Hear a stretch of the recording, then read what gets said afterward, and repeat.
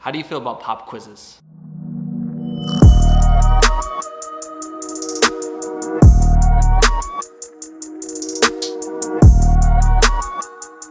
So Moses goes to Pharaoh and asks him to let God's people go and worship the Lord in the desert.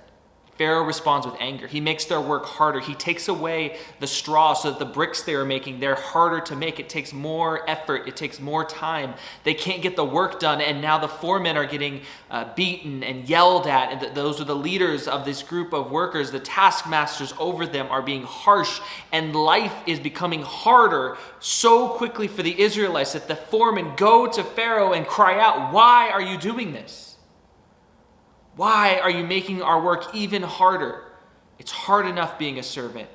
It's hard enough being a slave. Why is it worse now?"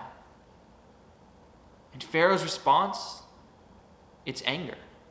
It's hatred. It's disdain. He tells them that it's their own fault, that they're lazy, that going to worship God when they should be working is something that they should have never requested.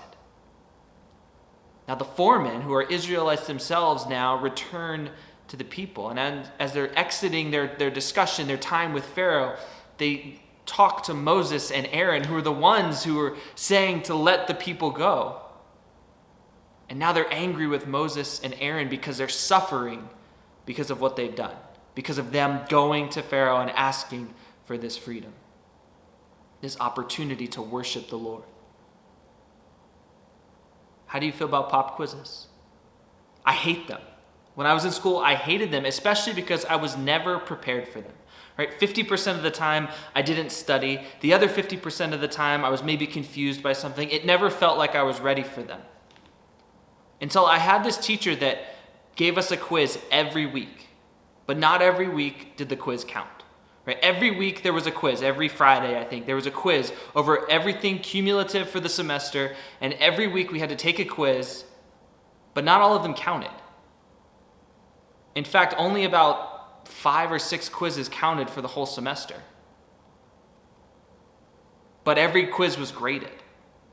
Every quiz was an opportunity for us to improve on previous scores, and we could pick our best scores by the end of the semester. Right? They would take the top scores, and that would be what we got graded for quizzes for the semester. So how do you feel about pop quizzes? Probably hate them like I do. But the point of them is to get you to study, right? That threat, that idea that this is going to come, it's to get you to prepare for what you're supposed to learn. It's to help you be motivated to keep digging in, to keep doing what you're supposed to be doing. Now, I'm not saying God's giving the Israelites a pop quiz, but what I am saying is that when we think about blessings, when we think about what God is doing in our lives, it's so easy to celebrate the things that are good. It's so easy to celebrate the things that are fun. It's so easy to celebrate the things that make us happy or bring us joy. But what we often forget to realize is that when we're in a world that's full of sin and sinners, when God blesses us, sometimes that also brings suffering. Sometimes that brings pain. Sometimes the initial response in our life as we're going to be faithful and follow God, like Moses and Aaron, is there's going to be struggle. That people are going to be against us. That there's going to be situations that work against us. That life is going to be difficult before it gets better. And even being a Christian today, there are times when you are tested, right? There are times when your life becomes more difficult because you're choosing to be faithful.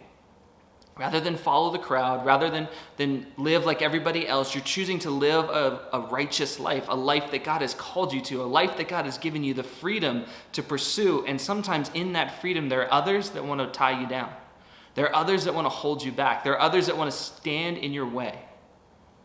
Not always like the Israelites are experiencing now, but there are barriers that make life more difficult when you're choosing to follow God. And the faithfulness comes and the discipleship comes when we continue to pursue Him over and through those barriers. Because we recognize the value that He has in our lives is far and above greater than any value that anything else should or could ever have. We recognize that his love is greater than any other love, that his mercy is greater than any other mercy, that his peace and joy that he brings to our lives is far and above greater than any other peace or joy that money or things or other people could bring into our lives. We recognize that God is superior. We recognize that he is worth the suffering and the sacrifice. We recognize that in a world that is full of evil and sin, to be good causes pain. But we can get through it because we have God and we have one another. We have a support system and we have a calling and we have a plan that he is working out for us.